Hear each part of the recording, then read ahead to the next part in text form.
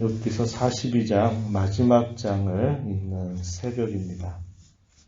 38장에서부터요 41장까지 하나님께서 욥에게 나타나서 질문하시는 내용들이 길게 주어지고 있었습니다. 그리고 그 모든 하나님의 질문에 대해서 이제 이야기를 들은 욥의 최종적인 답변의 내용, 그것이 이제 우리가 읽은 42장 앞부분에 소개가 되고요. 이제 하나님께서 욥과 그의 친구들에 대하여 최종적인 판결을 내리시는 말씀, 이것이 중간 부분입니다. 7절로부터 9절 부분에 소개가 되고 있고요. 그리고 10절부터 마지막 절 내용에서는 욥의 최종적인 결말, 그 고난 이후에 욥이 죽을 때까지 어떠한 삶을 살게 되었는가에 대한 그런 내용들이 주어지고 있습니다. 1절로부터 6절 말씀에서는 욥이 마침내 그 많은 하나님의 질문에 대해서 그가 무엇을 깨달았는지, 그리고 그가 답변하는 말들, 그리고 그의 모든 태도는 하나님, 제가 잘못했습니다, 회개합니다 라는 태도로 그의 모습을 보여주고 있습니다. 2절 말씀 이렇게 보면은 이렇게 그가 하나님께 말씀을 드립니다. 주께서는 못하실 일이 없사오며 무슨 계획이든지 못 이루실 것이 없는 줄 압니다. 이렇게 시작합니다. 못하실 일이 없다. 하나님께서 창조하신 모든 세계, 하늘과 땅과 바다, 그 가운데 있는 자연의 여러 많은 법칙들, 또 그 안에 살아가는 생물들의 그 신비로움과 그 능력, 또 그것들이 살아가는 생존의 방식, 이런 것들에 대하여 쭉 하나님께서 말씀을 하셨죠. 하나님께서는 과연 못하실 일이 없으신 분입니다 라는 것을 그가 고백하고요. 하나님께서 하고자 하시는 어떤 계획이든지 하나님은 반드시 이루시는 줄 제가 알겠습니다, 이렇게 답변을 합니다. 욥의 말 속에 하나님이 하시는 일을 내가 납득할 수가 없습니다. 이해할 수가 없습니다. 받아들이기 너무나 힘듭니다. 하나님, 이 상황을 좀 보살펴 달라고 간곡하게 요청했던 이 욥이 그가 결국 하나님을 배웠고 난 다음에 말씀드리는 내용은 하나님께서 다 하실 것입니다. 하나님의 계획 속에 이 모든 일들을 이루실 줄을 제가 알겠습니다. 그 계획 속에 나 자신에 대한 하나님의 계획도 반드시 이루실 줄을 제가 알겠습니다. 이러한 대답을 하나님께 드리게 되는 겁니다. 그러면서 계속 뭐라고 이야기하냐면 이렇게 말합니다. 나는 깨닫지도 못한 일을 말하였습니다. 스스로 알 수도 없고 헤아리기도 어려운 일을 말했습니다. 책임질 수 없는 말, 알 수 없는 말, 내가 도대체 무슨 말로 이렇게 하고 있는지 제가 몰랐습니다. 이런 답변을 드리는 겁니다. 그의 태도가 어떻게 바뀌었냐면 4절, 5절에 보면은 이렇게 표현했어요. 내가 말하겠사오니 주여 들으시고 내가 주께 묻겠사오니 주여 내게 알게 하옵소서. 이렇게 그의 태도가 바뀌게 됩니다. 이겁니다. 하나님, 제가 주께 말씀을 드릴 때 주님 제 이야기를 들어주시길 바랍니다. 제가 주님께 묻겠습니다. 주님, 이것을 어떻게 해야 됩니까? 라고 물을 때 주님 내게 깨닫게 주십시오. 알게 해주십시오. 이러한 태도로 그가 바뀌게 된 겁니다. 이러한 기도의 태도는 우리가 어려움과 공경을 만나게 될 때 우리가 하나님 앞에 드려야 될 좋은 기도의 모범이 됩니다. 친구들은 욥의 어떤 말들도 받아들이지 않고 변명과 핑계거리로만 여기면서 너 그런 말 하지 마라, 너 빨리 태도 바꿔라, 이런 태도를 계속 일관했습니다.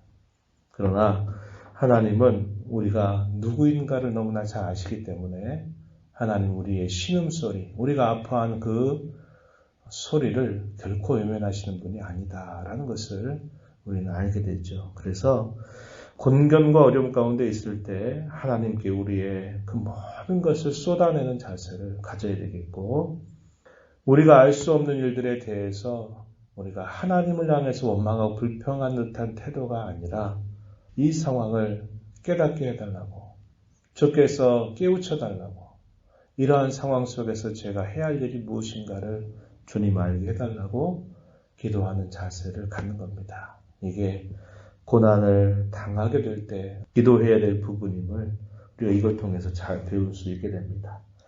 그런 이러한 과정들 속에서 그의 시선이 바뀌게 되었는데 이렇게 말합니다. 내가 주께 대하여 귀로 듣기만 하였는데 이제는 제가 눈으로 주님을 배웁습니다. 이렇게 답변을 하게 됩니다. 우리나라 예전에 그 전쟁 이후에 어려운 시절을 겪을 때 거의 TV라고 하는 게 거의 없던 시절에 여러분 다 아시죠? 그때 되면 라디오 방송을 듣고서 우리나라에 무슨 일이 일어났는지 또 어떤 일이 있었는지를 알게 돼요. 그리고 TV는 동네 한 대, 두 대 있을까 말까 하다 이 말이죠.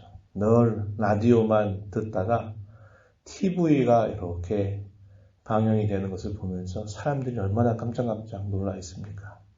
그와 같은 것이죠. 우리가 라디오를 들을 때는 뭐가 어떻게 됐는지 듣고 대략은 알지만 좀 생동감이 떨어져 버린다 이 말이죠. 그런데 그런 상황을 눈으로 보면서 듣게 되니까 그것이 확실하게 우리에게 들어오는 겁니다. 욥의 이 고백의 내용은 바로 그런 것과 비슷하죠. 내가 전에는 듣기만 했다는 거죠. 하나님은 이런 분이시고 하나님 이렇게 하실 거고 좀 거리감을 느꼈다 이 말입니다. 그런데 그가 그 고난을 겪고 또 하나님이 하시는 말씀을 들으면서 그 심령에 깨닫게 되니까 그가 고백하는 말은 내가 이제는 더 주님을 가까이서 뵙게 되었습니다. 감사합니다. 주님 제가 깨달았습니다. 이런 태도로 그가 달라지게 되는 부분을 이야기합니다. 그러면서 제가 여태까지 했던 모든 말들을 스스로 거두어 드리고 댓글과 제 가운데에서 회개합니다. 용서해 주십시오. 라고 이렇게 하나님께 간청을 드리게 됩니다. 7절부터 9절에 가게 되면 하나님께서 최종적으로 판결하시는 말씀이 나타납니다. 하나님께서 친구들 앞에서 마침내 욥이 한 말이 너희가 나에 대해서 한 말보다 더 옳고 바르다. 너희들을 위해서 기도해달라고 욥에게 부탁해라. 이렇게 이야기하시면서 그들에게 번제를 드릴 것을 하나님께서 말씀을 하시게 됩니다. 7절 말씀에 보면은 엘리바스, 연장자인 엘리바스에게 이렇게 하나님께서 말씀하십니다. 내가 너와 내 두 친구에게 노하나니 이는 너희가 나를 가리켜 말한 것인데 종 욥의 말같이 옳지 못하다. 이렇게 말씀하십니다. 그런즉 너희는 수소 7, 수량 7을 가지고 내 종 욥에게 가서 너희를 위하여 번제를 드리라. 내 종 욥이 너희를 위하여 기도할 것인즉 내가 그를 기쁘게 받으리니. 이렇게 말합니다. 그러면서 너희가 우매한 만큼 너희에게 갚지 아니하리라. 이는 너희가 나를 가리켜 말한 것이 내 종 욥의 말같이 옳지 못하다. 이렇게 하나님께서 판결을 내려주시게 됩니다. 친구들의 이야기는 어떤 이야기였습니까?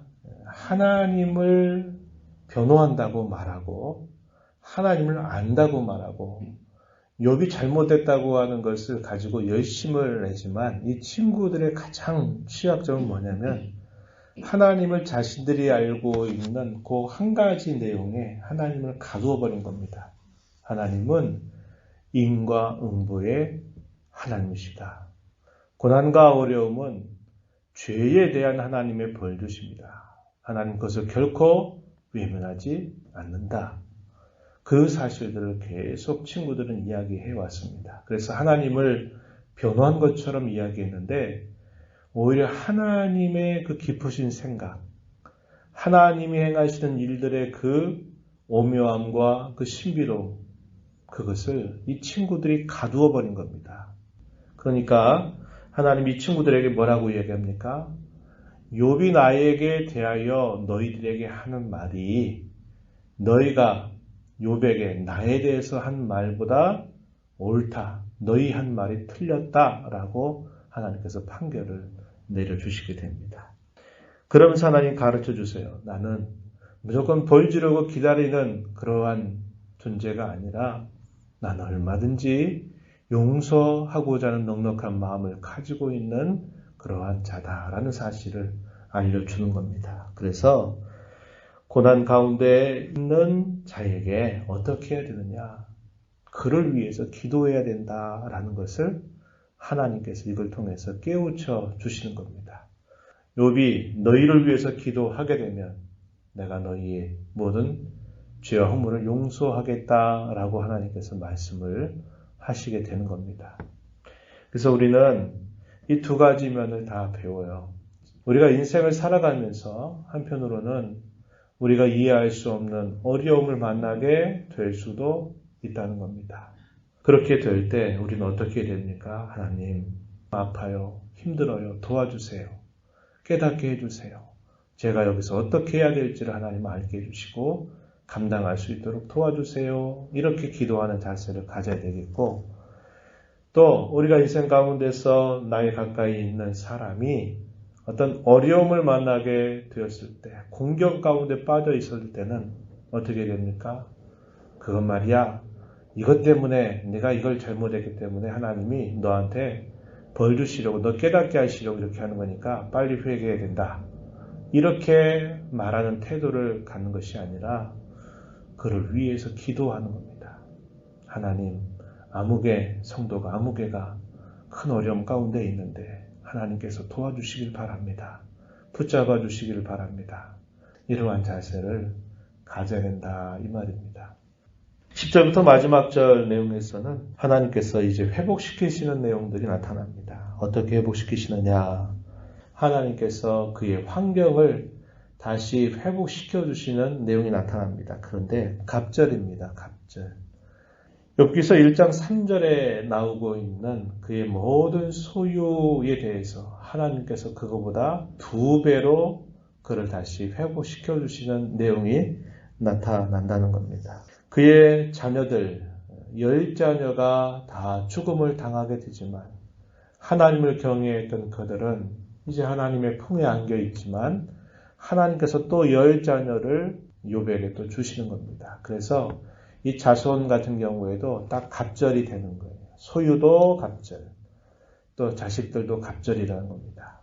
사람이 죽음으로 끝나는 게 아니라 죽음 이후에 영원한 세계가 있다는 것을 우리가 알게 되죠. 죽어서 끝난 게 아니라 죽었지만 그들이 영원한 나라에 있다는 것이죠. 욥의 공경 이후에 하나님께서 또다시 10명의 자녀를 주셔서 이 자손의 수도 갑절이 되는 겁니다. 그래서 갑절로 회복시켜 주시는 내용이 나타나고요.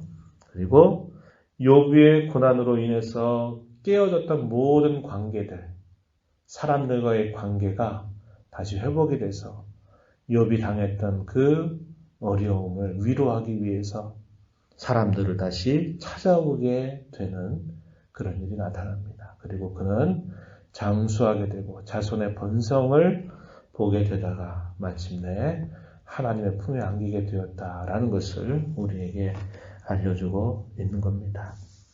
우리가 이 말씀을 통해서 우리가 다시 한번 생각하게 되는 것은 그겁니다. 우리가 고난을 당하고 어려움을 대하게 될 때 하나님은 우리보다 더 지혜로우신 분이다. 하나님 우리의 능력과 비교할 수 없는 큰 능력을 가지고 계신 분이다 라는 사실을 꼭 우리가 잊지 말아야 합니다. 욥이 2절에서 말한 것처럼 주님은 못하실 일이 없습니다. 주님은 어떠한 계획이든지 반드시 이루시는 줄을 제가 분명히 압니다. 이러한 자세를 가지고 대하는 겁니다. 그리고 하나님께서 자기 자녀들을 위하여 늘 가지고 계신 그분의 계획은 뭡니까? 그들로 망하게 하고 그들로 공경에 빠지는 것 자체가 결코 목적이 아니라 하나님은 공경과 역경 가운데 있는 사람들을 유익되게 하기 위해서 반드시 하나님은 도와주시는 분이다 라는 사실을 꼭 기억해야 합니다.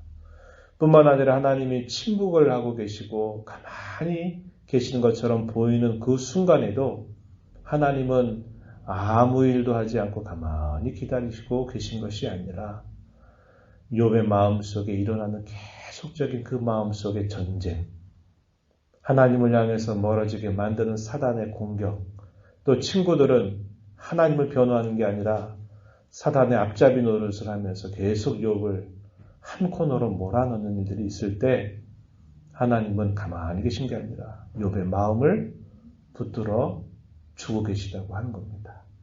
욥의 인내 같지만 실제적으로 누구의 인내일까요? 하나님의 인내하심입니다. 그게 성경이 우리에게 가르쳐주는 모습이에요.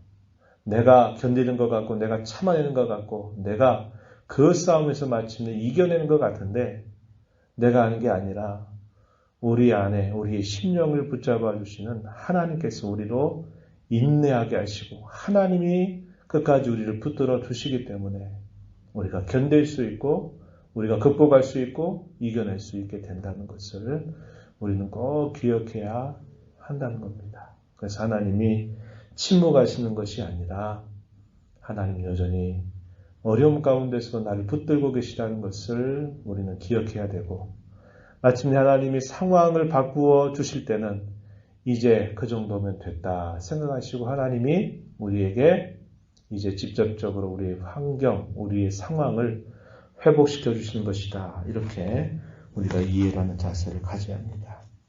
하나님은 욥이 고백한 것처럼 내가 가는 길을 아시는 분입니다. 그리고 하나님은 공경이 끝이 아니라 그 공경 속에서 나를 연단하셔서 나를 숨과 같이 만들어 주실 것이다 라고 하는 이런 확신을 갖고 어려움을 만나게 될 때마다 이러한 신앙의 고백을 가지고 우리 하나님을 기쁘게 섬겨가는 우리 모두가 되기를 진심으로 바랍니다. 하나님 아버지, 이 새벽 시간에도 저희들을 불러주셔서 오늘도 주님의 면전에 서서 주의 말씀을 함께 듣게 하시고 또 그 교훈을 생각하게 하심을 감사드립니다. 욥이 하나님 앞에 고백한 것처럼 하나님을 옛적에는 귀로 듣는 것처럼 보였지만 이제는 제가 눈으로 주님을 배웠습니다 라고 그는 고백하였고 하나님께서는 못하실 일이 없으신 분이시고 하나님의 계획은 반드시 이루시는 분이라고 그는 그 고난 가운데서 하나님을 향하여 고백을 하고 있습니다. 저희가 이 땅에 살아가면서 때로는 여러 많은 시련과 역경을 겪게 되는 경우도 있고 또 우리 곁에 우리 가까이 있는 사람이 또 뜻하지 않은 여러 어려운 일을 만나게 될 때도 있음을 저희가 언제나 기억하게 해주셔서 공경 가운데 있을 때 하나님 앞에 취해야 할 자세 또 공경 가운데 있는 성도나 다른 사람을 또 도와주는 자세가 어떠해야 되는 잘 배우게 해주시기를 바랍니다. 우리의 인생 속에 언제나 함께 하시는 하나님의 계획은 우리를 망하는 길로 우리를 잘못된 길로 우리를 번주시라는 데 목적이 있는 것이 아니라 우리를 더 연단하시며 우리를 순금같이 정화하시고 우리를 새롭게 하시는 그 선명한 목적을 향하여 우리를 이끌고 계심을 언제나 확신하며 나아간 저희들의 신앙이 되도록 인도해 주옵소서. 은혜의 보호자 앞에 나와서 아버지의 은혜를 간절하게 구하는 모든 심령들을 품어주시고 간구의 귀를 기울여 주시며 응답하여 주시옵소서. 예수님 이름으로 간절히 기도하옵나이다. 아멘.